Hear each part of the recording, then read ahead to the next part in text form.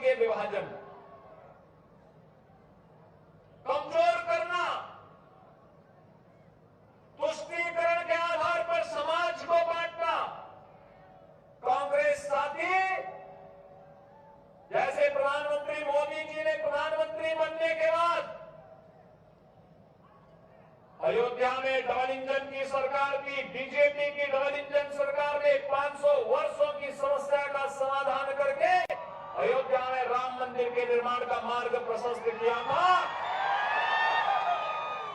कांग्रेस साथी तो यही कार्य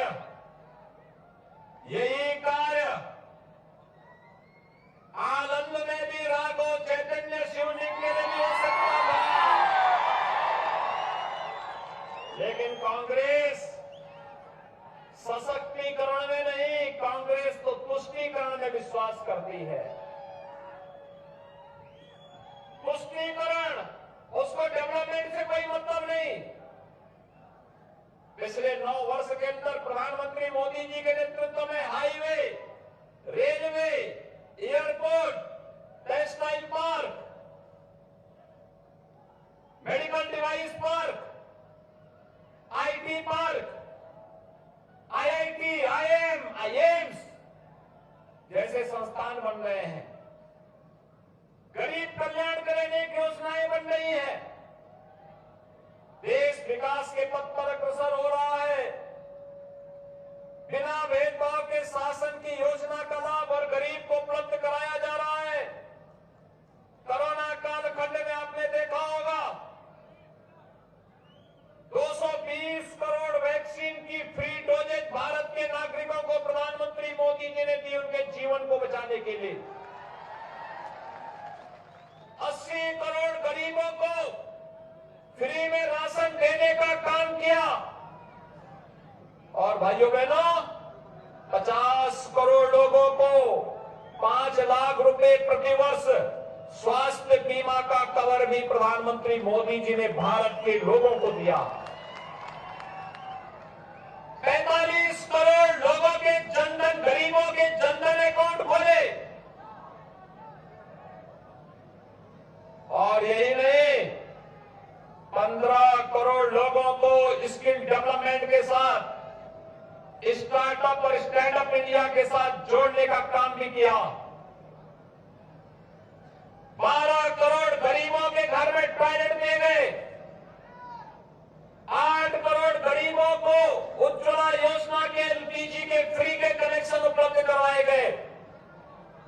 4 करोड़ गरीबों के प्रधानमंत्री आवास योजना का लाभ दिया गया। हर घर नल की योजना आज कार्य रूप ले रही है। ये है डबल इंजन की बीजेपी की सरकार। लेकिन कांग्रेस का एक फेल्ड इंजन रिवर्स गियर में चलता था। ये आगे नहीं, ये पीछे दौड़ता था। ये विकास नहीं, ये तुष्टीकरण करता था।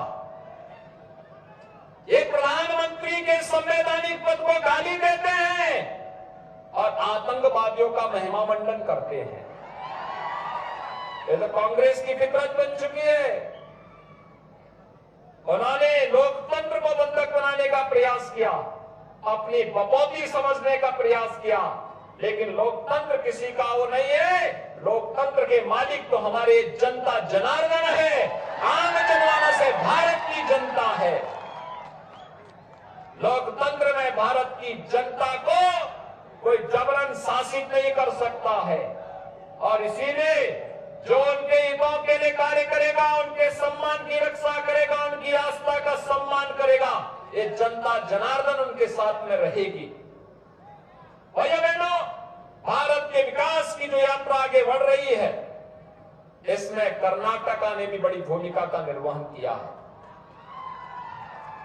यहां के युवाओं ने कर्नाटका को आईटी स्किल के एक हब के रूप में विकसित किया है। वैश्विक बाजार में जब चर्चा होती है, भारत के आईटी सेक्टर की चर्चा होती है, तो बेंगलुरु का नाम सबसे पहले लिया जाता है। एग्रीकल्चर के सेक्टर में यहां की अन्नदाता किसानों ने जो मेहनत की है, जो परिश्रम किया है, आज मैं कह सकता हूं हमारा अन्नदाता किसान सिर झुका के नहीं चल सकता है। प्रधानमंत्री सम्मान निधि उसके साथ में है और किसान सम्मान निधि ने हर किसान को, हर अन्नदाता किसान को सम्मान के साथ चलने के लिए एक अवसर दिया है। भाइयों बहनों, आज मैं आया हूं आपसे यही कहने के लिए, एक और ये डबल इंजन की सरकार आपके हितों के लिए कार्य कर रही है, आपके विरासत का सम्मान कर रही है, आपको सुरक्षा दे रही है। दूसरी तरफ सुरक्षा में सेंध लगाने वाली, भारत को आस्था को अपमानित करने वाली कांग्रेस है। और इसीलिए मैं आया हूं आपसे कहने के लिए, लोग मुझसे पूछते हैं कि उत्तर प्रदेश में आखिर भाजपा की गवर्नमेंट आने के बाद आज वहां पे जनता का इतना समर्थन कैसे मिल रहा है। मैं कहता हूं ये प्रधानमंत्री मोदी जी के करिश्माई व्यक्तित्व का मार्गदर्शन है। और भाइयों बहनों, ये डबल इंजन की सरकार की ताकत भी है।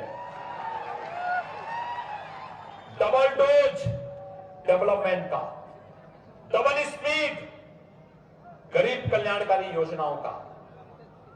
और उत्तर प्रदेश में अब माफिया और अपराधी नहीं है,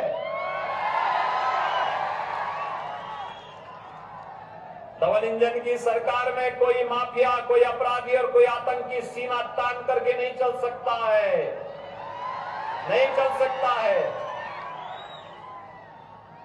सीना तान करके चलेगा तो भारत का युवा चलेगा, भारत का किसान चलेगा, भारत का व्यापारी चलेगा, भारत की हमारी माताएं बहनें चलेंगी।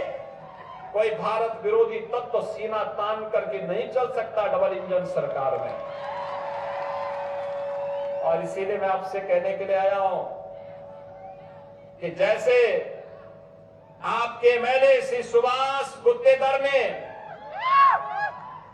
गंगा जल ला करके ज्योतिर्लिंग का यहां पे अभिषेक किया है, ये शुरुआत है। इसको मूर्त रूप देने के लिए उनको ताकत दीजिए, ताकत दीजिए उनको। आज जैसे देश के अंदर सुरक्षा का माहौल बना है, यूपी ने सुरक्षा का माहौल दिया है, ऐसे डबल इंजन सरकार ने पीएफआई की कमर को भी तोड़ने का काम कर्नाटक में किया है। डबल इंजन की सरकार को कर्नाटक में एक बार पूरे 5 साल का अवसर दीजिए। प्रधानमंत्री जी के मार्गदर्शन में, येदियुरप्पा जी के मार्गदर्शन में, गोमई जी के नेतृत्व में जो काम पिछले वर्षों में आपने देखा है, इसकी स्पीड और भी कई गुना आगे बढ़ती हुई दिखाई देगी। और भाइयों बहनों, इसी के अपील करने के लिए मैं आया हूं। आज केवल डबल इंजन की सरकारी विकास को आगे बढ़ा सकती है, सुरक्षा की गारंटी दे सकती है, हर वर्ग के हितों की चिंता कर सकती है, बिना भेदभाव के शासन की योजना का लाभ हर गांव, हर गरीब, हर किसान, हर नगर, हर नागरिक तक पहुंचाने का कार्य कर सकती है। इसलिए मेरी आप सबसे अपील होगी, डबल इंजन की सरकार के लिए बीजेपी को आप वोट दीजिए, यही अपील करने के लिए मैं आया हूं। और दूसरा, मैं आपको आमंत्रण देने भी आया हूं। आमंत्रण, जनवरी 2024 में अयोध्या में भगवान राम का भव्य मंदिर का निर्माण कार्य पूरा हो रहा है। गोपाल जी तो यहीं से गए हैं ना वहां काम देखने के लिए। और तब प्रधानमंत्री मोदी जी के ही कदमों से वहां रामलला विराजमान होंगे अपने भव्य मंदिर में। और उस कार्यक्रम में कर्नाटक को उपस्थिति इसलिए भी आवश्यक है क्योंकि भगवान राम के वनवास कालखंड में उनका सबसे विश्वसनीय सहयोगी कोई मिला था तो हनुमान जी सी कर्नाटक में मिले थे। कर्नाटक और उत्तर प्रदेश का ये संबंध हजारों वर्षों से है और इस अवसर पर फिर से इसी संबंध को और मजबूत करने के लिए बोमई जी ने मुझसे कहा कि कर्नाटक के जो लोग अयोध्या आएंगे उनके लिए मैं राज्य की ओर से एक स्टेट गेस्ट हाउस बनाना चाहता हूं। हमने उनको वहां लैंड आवंटित कर दी। भव्य गेस्ट हाउस बन रहा है कर्नाटक का अयोध्या में।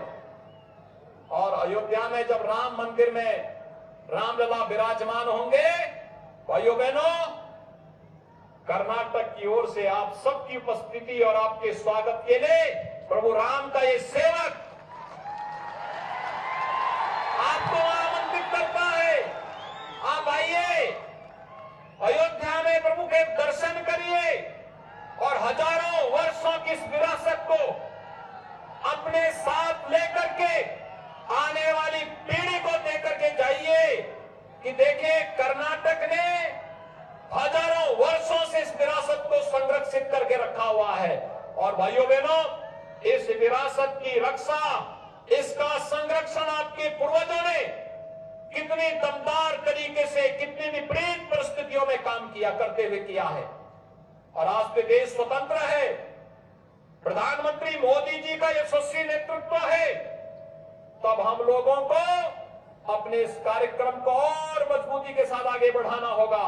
याद रखना होगा, एक भारत श्रेष्ठ भारत ही हम सबकी समस्या का समाधान है।